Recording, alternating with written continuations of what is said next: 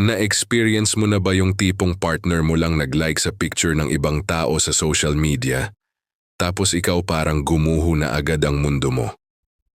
Yung tipong simpleng hindi siya nag-reply agad sa chat, pero sa utak mo may eksena ka ng iniisip na parang iniwan ka na niya? O yung tipong ang tagal niyang umuwi, kahit sinabi niyang traffic lang, pero sa isip mo may iba siyang kasama? Kung oo, ibig sabihin hindi ka nag-iisa. Kasi halos lahat tayo dumadaan, or dadaan pa sa mga moment na yan.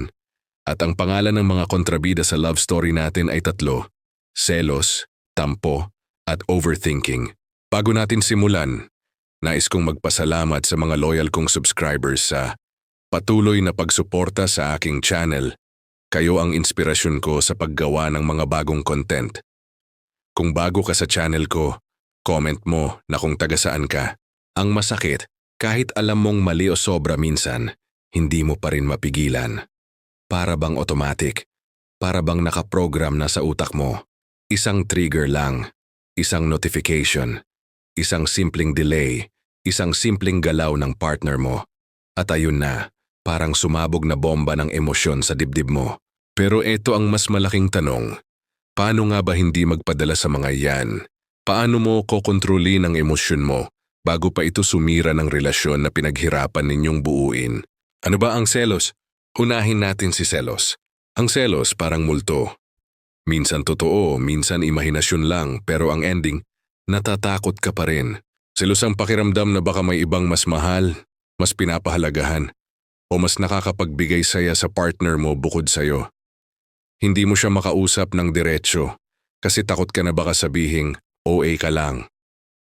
Pero deep inside, parang may butas sa dibdib mo na hindi mo mapuno.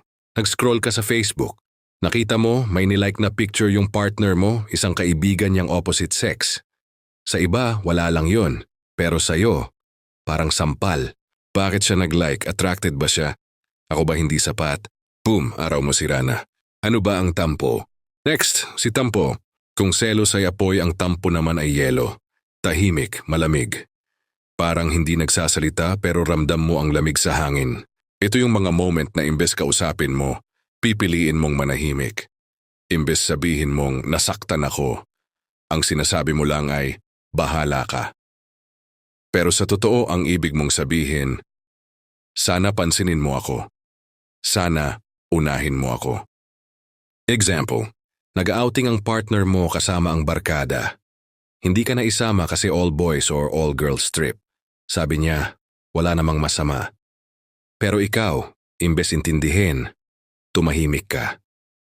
Pumasok ka sa silent treatment mode. At sa utak mo, siguro ayaw niya akong isama kasi may tinatago siya. Siguro may ayaw siyang ipakita sa akin. Ano ba ang overthinking? At syempre ang reyna ng lahat, overthinking. Kung may Olympics para sa utak, gold medalist ang mga overthinker. Overthinking yung moment na wala namang nangyayari. Pero nag-iimbento ka ng teleserye sa utak mo. Bakit hindi siya nag-text? Baka may kausap siyang iba. Bakit hindi siya sweet ngayon? Baka nagsasawa na siya. Bakit parang busy siya lagi? Baka may iba na siyang kinakausap. In reality, baka naglalaro lang siya ng ML, nanonood ng anime o pagod sa trabaho. Pero sa isip mo, kompleto na ang script. Ikaw ang bida, siya ang kontrabida, at may third party na extra. Tanong, normal ba itong mga nararamdaman? O, dahil ang ugat ng selos, tampo at overthinking ay tatlo rin. 1. Takot na maiwan. Lahat tayo may fear of abandonment. Ayaw nating mawala ng taong mahal natin. 2. Insecurity. Kapag kulang ka sa tiwala sa sarili mo, konting bagay lang trigger agad. 3. Attachment. Kapag sobrang kapit mo, lahat ng maliliit na bagay lumalaki. Parang halaman na hindi madiligan. Konting init lang, natutuyo agad. Ganun din ang puso kapag kulang sa tiwala o security. Scenario 1. Social media jealousy. Nag-like siya ng picture ng opposite sex na naka-beach outfit. Ikaw, bakit siya nag-like? Crush niya ba?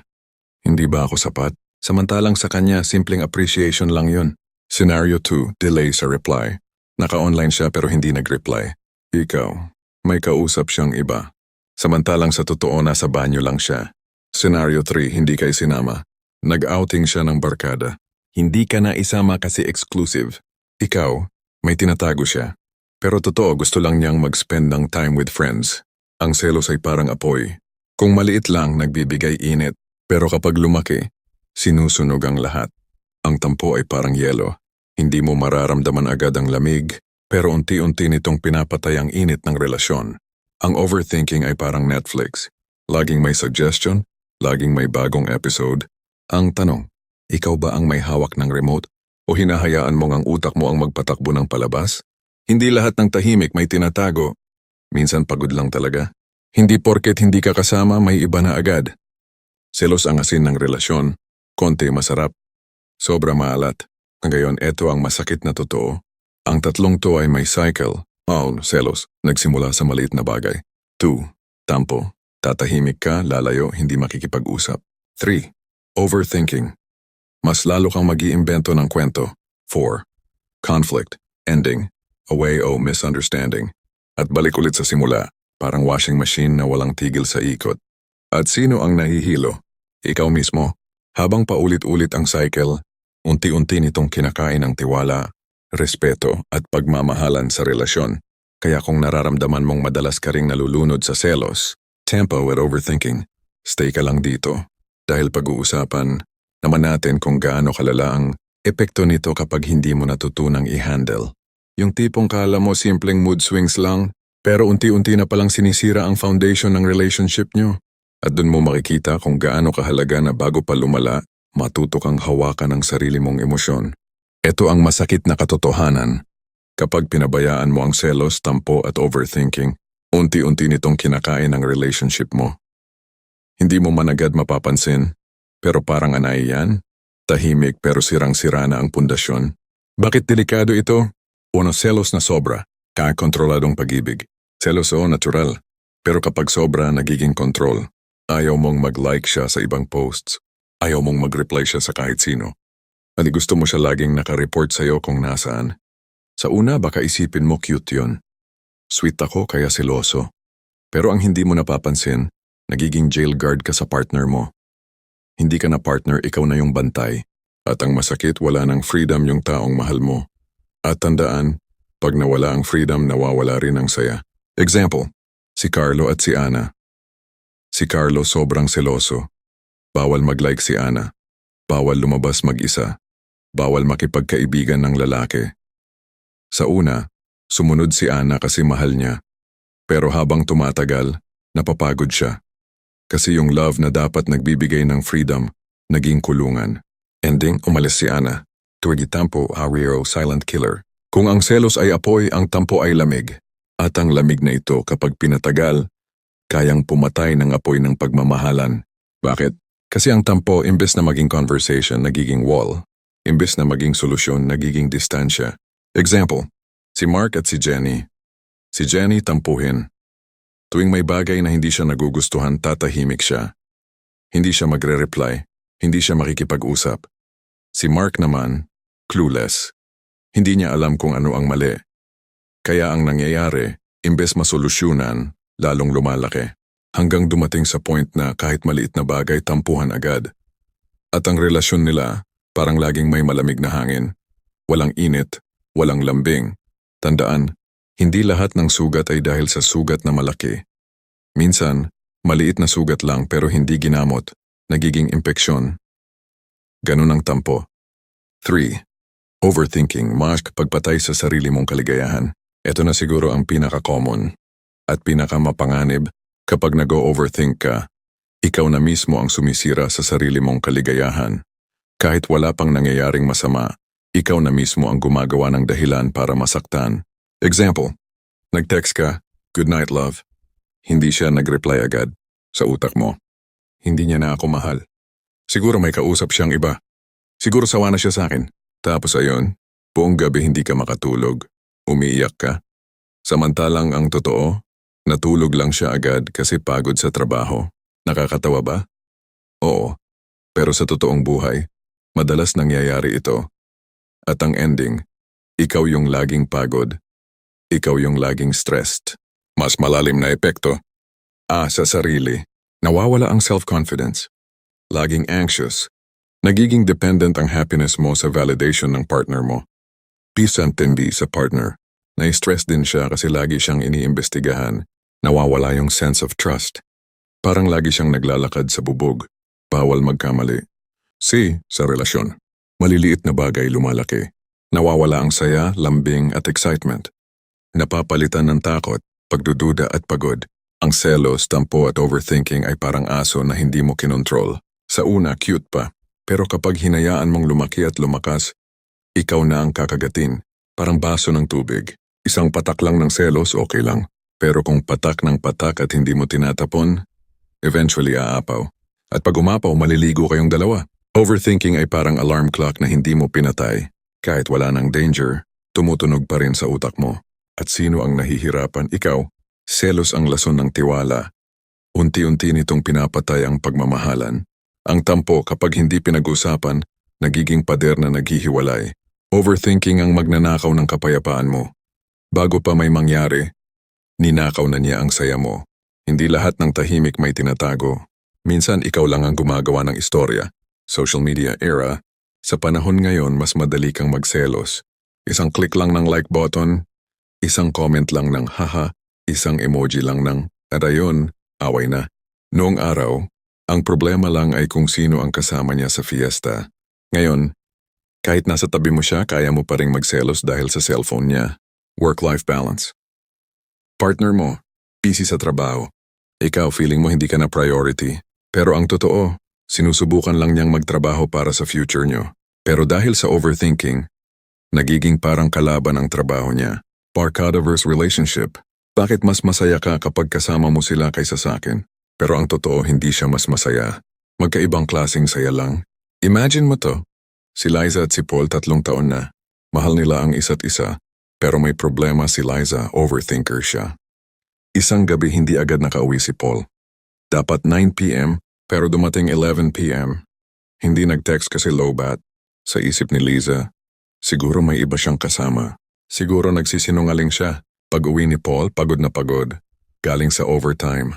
Pero sinalubong siya ng interrogation. Ano ginawa mo? Sino kasama mo? Si Paul imbes magpaliwanag ng maayos? Napagod na lang at sumigaw. Trabaho nga eh. Ayun, away. Ang totoo wala namang mali. Pero dahil sa overthinking, nasira ang gabi. Ilang beses na bang nangyari ito sa'yo? Kaya ngayon siguro naiintindihan mo na kung bakit hindi dapat hinahayaan ang selos, tempo at overthinking. Kasi akala mo simpleng mood lang, simpleng ugali lang, pero sa totoo, unti-unti na niyang kinukuha ang tiwala, respeto at pagmamahalan sa relasyon niyo. Dito papasok ang mas mahalagang part. Paano ba talaga hindi magpadala? Paano mo kokontrolin ang sarili mo bago pa masira ang relasyon? Dito sisimulan nating pag-usapan. Paano nga ba hindi magpadala? Ano yung unang hakbang para makalaya ka sa cycle ng selos, tampo at overthinking? At para magawa yon, kailangan muna nating balikan ang pinaka-basic, ikaw. Oo, ikaw mismo. Kasi tandaan mo, hindi mo makokontrol ang partner mo, pero kaya mong kontrolin ang sarili mo. Step 1, pagkilala sa sarili. Ang unang solusyon, awareness. Kailangan mong aminin sa sarili mo na, seloso ako. Tampuhin ako. Overthinker ako. Hindi ka pwedeng magbago ng isang bagay na ayaw mong tanggapin na meron ka. Example, parang sugat. Kung ayaw mong aminin na may sugat ka, hindi mo ito gagamutin. At habang tinatanggi mo, lalong lalala. Ganun din sa emosyon. Self-check exercise, pwede mong sabihin sa video audience. Kapag nagseselos ka, itanong mo, totoo ba ito or imagination lang? Kapag nagtatampo ka, tanungin, nasabi ko ba kung ano ang nararamdaman ko o tahimik lang ako? Kapag nag-o-overthink ka, tanungin, may facts ba akong basehan or assumptions lang lahat?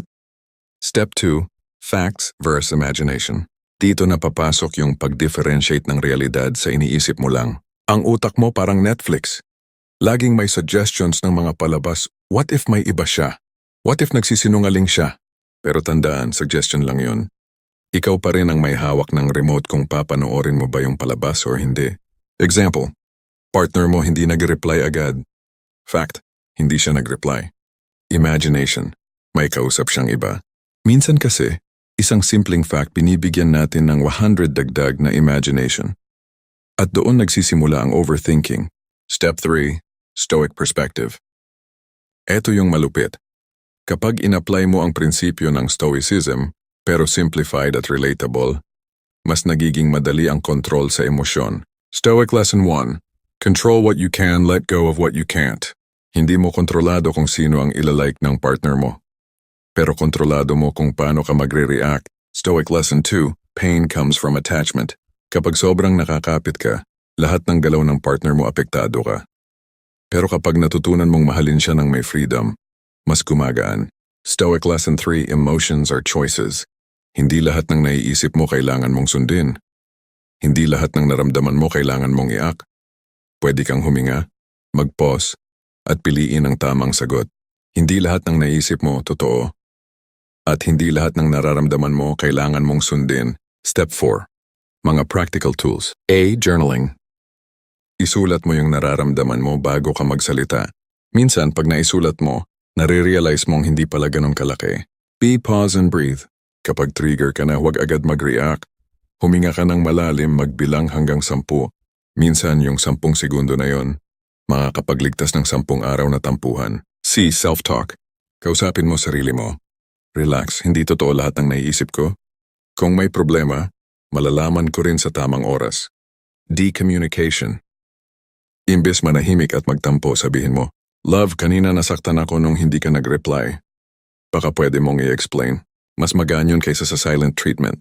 Imagine mo to. Si Kim at si RJ 2 years in a relationship. Si Kim overthinker, si RJ chill lang. One time, hindi nag-text agad si RJ kasi naglalaro ng basketball. Si Kim, nagsusulat sa journal niya. Bakit hindi siya nag-text? Siguro wala na siyang gana sa akin. After 10 minutes, binasa niya ulit yung sinulat niya. Napaisip siya, wait, totoo ba to? Or imagination lang? Ayun, hindi siya nagalit. Inantay niya si RJ. At nung dumating ito, sinabi lang niya calmly, Love, sana kahit busy ka, sabihin mo lang na safe ka para hindi ako nag-aalala. Simple pero nakaiwas sa away. Dahil may awareness, may control. Step 5. Building new habits. Hindi overnight mawawala ang selos, tampo at overthinking. Pero pwede kang gumawa ng bagong habits.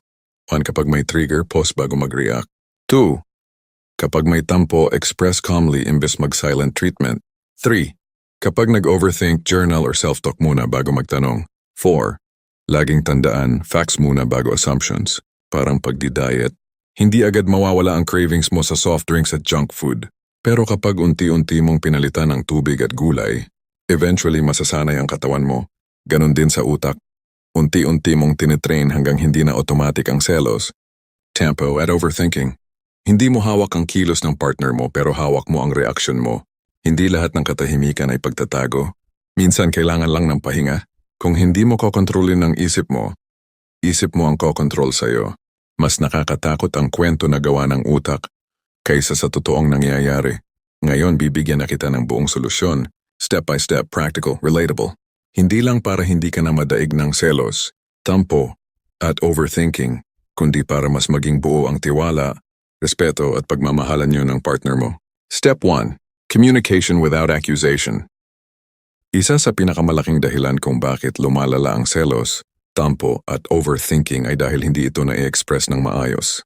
Golden rule, kapag magsasalita ka, sabihin ang nararamdaman mo, hindi ang akusasyon mo. Mali, siguro may iba ka kaya hindi ka nag-reply. Tama. Love, nag-aalala ako kapag hindi ka nagre-reply agad. Pwede mo bang sabihin next time kung busy ka lang? Parang customer service. Kapag galit ka agad, hindi ka tutulungan. Pero kapag maayos kang nagsabi ng concern, mas mabilis ka nilang naiintindihan. Ganon din sa partner mo. Step 2. Trust building through small actions. Trust hindi lang yan biglaan. Binubuo yan sa maliliit na bagay. Example, kung sabi mong uwi ka ng 8 kahit 8:30 mag-update ka. Kung hindi ka makaka-reply, simple busy ako love. Mamaya ako mag-e-explain. Malaking bagay na yon. At syempre ikaw rin, huwag mong isipin na lahat ng delays like ang pagtataksil. Kasi minsan, simpleng responsibility lang sa trabaho o pamilya. Ang tiwala parang salamin. Kapag nabasag, pwede mong buuin pero hindi nakasingkinis. Kaya alagaan mo bago pa mabasag. Step 3. Self-confidence development. Maraming selos at overthinking galing sa insecurity. Kung pakiramdam mo hindi ka sapat, kahit anong gawin ng partner mo, kulang pa rin. Kaya kailangan mong palakasin ang sarili mo. Practical tips. Ayusin ang sarili, health, hobbies, goals. Magkaroon ng sariling buhay sa labas ng relationship, friends, career, growth. Alalahanin na hindi mo kailangan ng constant validation para maging buo. Parang cellphone battery. Kung ikaw mismo low-bat kahit isaksak ka sa partner mo, laging draining ang mangyayari. Pero kung ikaw ay puno na, hindi ka dependent sa kuryente ng iba. Step 4, detachment mindset. Ito ang pinaka-powerful pero pinaka-challenging detachment. Ibig sabihin, mahal kita pero hindi kita pagmamayari. Hindi porket mahal mo siya, ikaw lang ang dapat niyang tingnan 24/7. Hindi porket kayo wala na siyang sariling space. Hindi porket ikaw ang partner niya, hawak mo lahat ng galaw niya. Kapag masyado kang kumakapit, natatakot ka laging mawala. Pero kapag natutunan mong mahalin ng may freedom, mas nagiging totoo at mas tumatagal ang pagmamahalan. Ang tunay na pagmamahal hindi pagkakulong. Ito'y pagbibigay ng kalayaan para piliin ka araw-araw. Step 5. Social media and modern dating application. Sa panahon ngayon, malaking factor ang social media sa selos at overthinking. Kaya kailangan nyo ng healthy boundaries. Examples. Mag-usap kayo kung okay lang ba mag-like ng opposite sex photos. Kung may ayaw ka, sabihin mo. Hindi yung magtampo ka lang ng tahimik. Kung busy siya online pero hindi nagre-reply, huwag agad mag-assume. Baka nanonood lang siya ng reels o nagbabasa ng memes. Pro tip, don't stalk. Kapag sinilip mo lahat ng likes, comments, friends list, lagi kang makakahanap ng ikakasakit mo. Tandaan, kung gusto niyang magtago, magtatago siya. Pero kung may tiwala, hindi mo na kailangan ng spy mode. Step 6. Giving space without guilt. Importante ang personal space sa relasyon. Kapag pinigilan mo, mas lalo lang siyang lalayo. Example, may barkada trip siya, payagan mo. Gusto niyang magpahinga mag-isa, hayaan mo. Ikaw rin, gawin mo rin para balance. Kasi kung hindi kayo bibigyan ng space, parang halaman na laging dinidiligan. Imbes lumago, malulunod. Step 7. Daily habits para iwas selos, tempo at overthinking. 1. Gratitude practice. Bago matulog, isipin ang 3 bagay na pinasaya ka ng partner mo. 2. Daily check-in. Kahit simpleng kumusta ka, malaking bagay para hindi magkaroon ng distansya. 3. Positive self-talk. Sabihin sa sarili mo, ako ay sapat. Ako ay mahalaga. Hindi ako dapat matakot. 4. Limit overthinking time. Kapag na-trigger, bigyan mo lang sarili mo ng 10 minutes mag-isip, tapos move on. Si Mara at si Vince dati laging nag-aaway dahil sa selos. Pero natutunan ni Mara na mag-journal at magsabi ng maayos. Imbes na sabihing, bakit like ka ng sexy photos? Sinabi niya, love, nai-insecure ako minsan kapag nakikita kong nagla-like ka sa iba. Pwede ba nating iwasan yon para mas kampante ako? Si Vince hindi nagalit. Naintindihan niya. At simula noon, mas naging considerate siya. Walang sigawan, walang away. Kasi may communication, trust at respeto. Ang selos ay parang apoy. Pwede kang magpainit ng sopas o pwede kang masunog. Ikaw ang pipili. Tampo ay parang ulan. Konti lang nakaka-relax pero kapag bumagyo baha ang dala. Overthinking ay parang Netflix series, walang katapusan kung hahayaan mong autoplay. Pero pwede mong pindutin ang stop button. Kung mahal mo siya, hindi mo siya kukulong. Bibigyan mo siya ng pakpak at aasahan mong babalik siya sa'yo. Ngayon, may choice ka. Pwede mong hayaan ang selos, tampo at overthinking na patuloy na sumira ng relasyon mo. O pwede mong piliin na kontrolin ang sarili mo, magtiwala at mag-grow ng sabay ng partner mo. Tandaan, hindi lahat ng naiisip mo totoo. Hindi lahat ng nararamdaman mo kailangan mong sundin.